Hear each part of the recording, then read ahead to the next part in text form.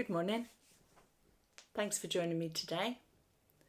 Today's counselling conversation is going to be around showing up for yourself. Now, what I mean by that is checking in on yourself constantly and every single day showing up for yourself, prioritising yourself in your thought patterns, in your actions, and in the way you relate to others, and in the way you relate yourself to others.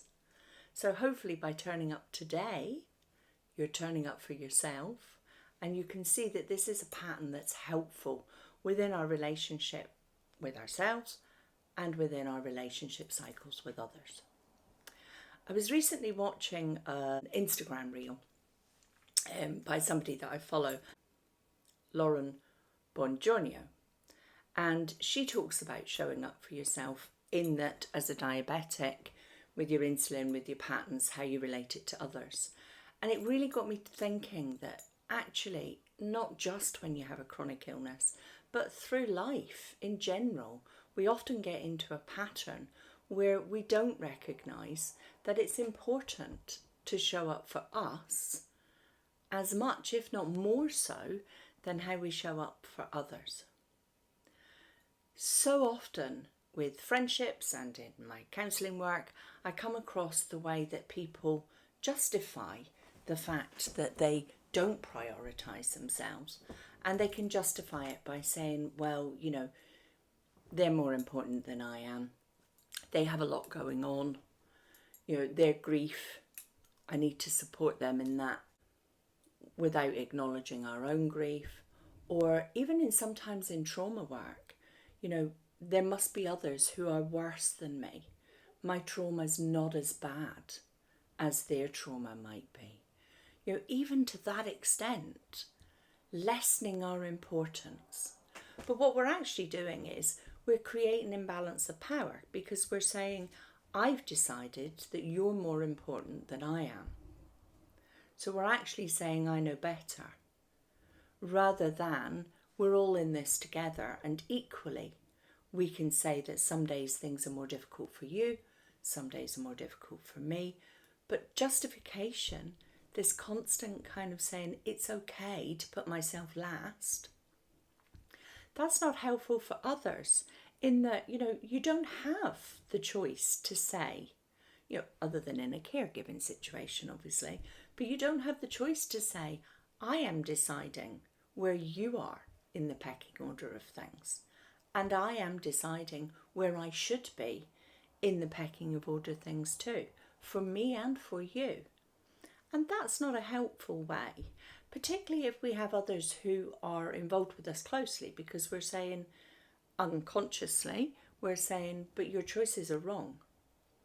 I'm not the bee's knees. You think I am, but I'm telling you I'm not. Do you see where that leads? There's that little different moment of, I'm saying that you might think I'm the bee's knees, but I don't. But it's okay for you to think that you're the bee's knees too. And it's wonderful that this person thinks that of you. So it's a habit that we all do. When we look at the internet, it's full of places telling us, self-care, well-being, all of these things. And this has really got me to believe this is a vital part of how we view our self-care. So if we're saying, we go to professionals for a massage, reflexology, whatever it is, these are people who are qualified in their skill that we go to. Absolutely, beautifully demonstrates showing up for yourself. But on the smaller scale, every single day, how we think about ourselves, how we interact with others, all of those things, they lead up to our mindset. And so, reading a positive meme every day is a wonderful thing. People often talk about, you've got this girl, having a look in the mirror and positive affirmations. They are not about just saying it, they're engaging with it. In counselling, we often talk about the importance of a positive affirmation, because we know that the science side of it is engaging your front brain, the blood flow, all of the things that help you engage with you. And so they are part of the steps of showing up for yourself. So whether it's a case of deciding, I'm tired and I'm going to give myself rest time, that's showing up for yourself. I'm not happy with something, I'm going to voice that. That's showing up for yourself, setting healthy boundaries, all of these things. But recognizing that constantly showing up for others, external validation, that allows the inner critic. Look at that video I did before about the inner critic.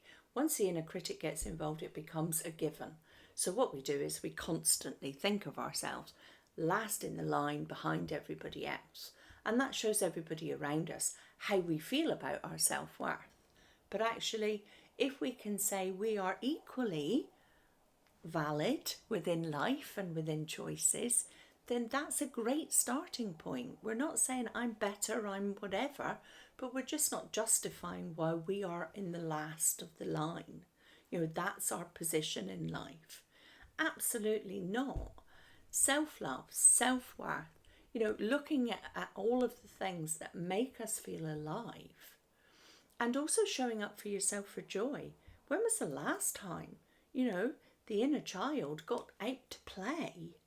That's equally showing up for yourself. It's not just showing up for yourself so the bad stuff gets prioritised, but it's the good stuff too.